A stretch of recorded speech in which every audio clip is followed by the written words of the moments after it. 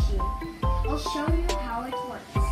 First, I would put 5 blue dominoes at the left cup. Then, I'll put 3 dominoes at the right cup.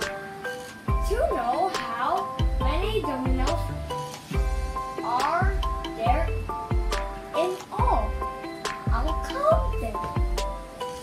1, 2, 3, 4, 5, 6, 7, 8. There are 8 dominoes in all. Yes!